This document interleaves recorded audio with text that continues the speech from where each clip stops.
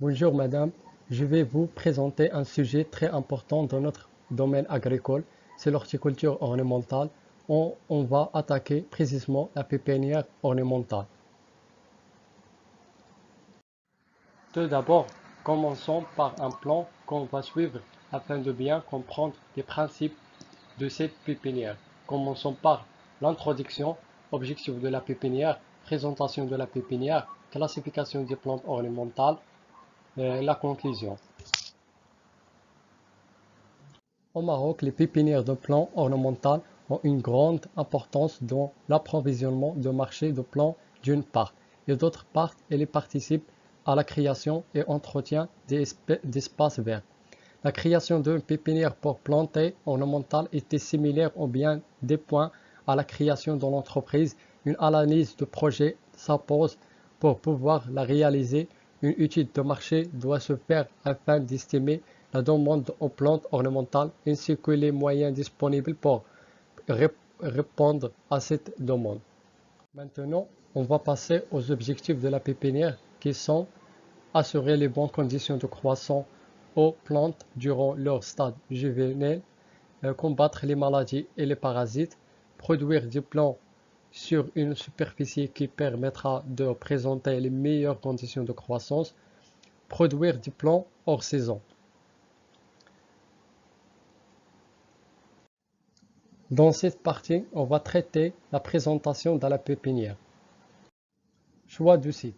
Nous installons notre pépinière de production des plantes ornementales dans la région de l'Haouz avec une superficie de 1 hectare qui se localise à proximité de la route de Oureka. Ce choix est basé sur plusieurs critères. Premier critère, la région représentait une position dominante au plan national de le domaine de production de plantes ornementales, ce qui nous permet aussi d'être le plus proche possible des zones de commercialisation à proximité aussi de la région de Susmesa pour l'approvisionnement et avoir un faible coût de transport. Le coût relativement bas des locaux et de la main-d'œuvre est avantage très important. La bonne conduction de la pépinière et le respect des normes permettent d'avoir des plants sains et vigueurs afin de réaliser le rendement financier attendu. Classification des plantes ornementales. Une plante ornementale est une plante cultivée pour ses qualités d'agrément plutôt que pour sa valeur nutritive ou industrielle. Les plantes ornementales peuvent être cultivées en extérieur, dans les jardins publics ou privés, les parcs et en bord de route, ou sur balcon, ou en intérieur comme plantes d'appartement. D'après cette classification, les plantes ornementales se divisent en deux groupes majeurs, les plantes ornementales intérieures et les plantes ornementales extérieures. Dans une première partie, on va traiter les plants d'intérieur aux plants d'appartement. Ce sont des plants cultivés en pot destinés à l'ornement des domiciles, locaux de bureaux, entreprises, halls d'exposition, etc. Il s'agit de plants d'appartement à des familles botaniques très diverses, choisies au fil du temps, pour leur intérêt décoratif, pour leur facilité de culture et entretien, pour leur capacité d'adaptation à un milieu intérieur, souvent insuffisamment éclairé, parfois surchauffé et sec. Ce sont très souvent des espèces d'origine tropicale. Deux principaux caractéristiques de ce type de plante, c'est la lumière et l'humidité. Pour qu'une plante se développe, la lumière est indispensable. La quantité de lumière que laisse passer une fenêtre n'est qu'une fraction de celle qui se répand à l'extérieur. À l'intérieur, il est donc plus facile de cultiver des plantes qui se contentent d'un faible éclairement, donc à distance d'une fenêtre est-sud, auprès d'une fenêtre nord. L'humidité. Les plantes d'intérieur d'origine tropicale demandent généralement une humidité de l'air de 60 à 70% environ, alors qu'on est dans une pièce normalement chauffée, cette humidité dépasse rarement 5%. Ces plantes devront être plus versées une fois par jour, et pour certaines espèces, il faudra maintenir de la coupe sous leur peau des cravaillons humides. Par contre, les plantes grasses d'intérieur sont bien adaptés. Une atmosphère sèches. Parmi les plantes d'intérieur les plus connues, on peut citer la Dracæna marginata, une plante fréquemment utilisée comme une plante d'intérieur esthétique résistante et très facile à cultiver.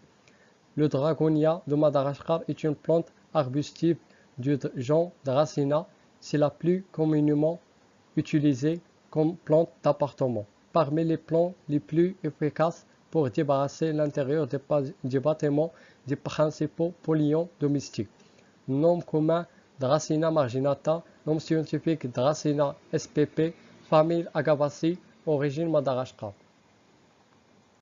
La Dracæna est une plante arbuste vivace de croissance lente avec un feuillage persistant de couleur rouge vert foncé. Elle peut atteindre jusqu'à 10 mètres de hauteur, mais elle ne dépasse pas 3 mètres à l'intérieur. La Dracæna marginata nécessite peu de soins. Elle faut simplement supprimer les feuilles sèches ou abîmées pour qu'elle conserve toute sa beauté. L'arrosage doit être modéré. Il est conseillé 2 arrosages hebdomadaires lorsqu'il fait très chaud et un arrosage par semaine au maximum durant l'hiver. La multiplication se fait en printemps ou à la fin de l'été au moyen du bouturé de tête ou de tronçons de tige. Vous pouvez installer votre Dracæna marginata dans votre salon, votre bureau ou encore dans votre salle de bain, dont elle apprécie à l'atmosphère humide et chaude. Mais il faut éviter de l'exposer au soleil direct car ses feuilles risquent de griller. Il est capable de survivre dans une pièce relativement sombre, mais sa croissance se trouvera quelqu'un peu ralentie. La température ambiante idéale pour un dragonie de Madagascar était généralement compris entre 18 et 24 degrés Celsius. Un deuxième groupe de plantes ornementales, c'est les plantes ornementales d'extérieur.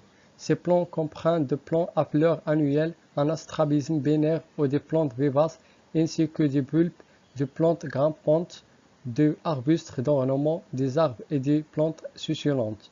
Il existe également des plantes à identifier, des clôtures, des plantes aquatiques et des espaces verts. Les propriétaires de maisons et de crèches et les responsables de les parcs nationaux et privés ont accordé une attention particulière à tous ces plans en raison de leur rôle primordial dans l'embellissement des fenêtres, des entrées, des balcons, des jardins et des espaces, ainsi que pour la récréation et la évasion de pression de la vie civile et des pressions psychologiques. Citons un exemple de plante d'extérieur, c'est le jacaranda, un arbre doté d'une superbe floraison mauve de mai à juillet et de fruits ligneux sobres comme une huître qu'on peut clairement voir dans la photo. Le flamboyant bleu est une espèce d'arbre subtropical de la famille Bignonacées, originaire du centre-sud de l'Amérique du Sud. Il a été largement planté ailleurs en raison de sa floraison estivale, mauve, magnifique et durable.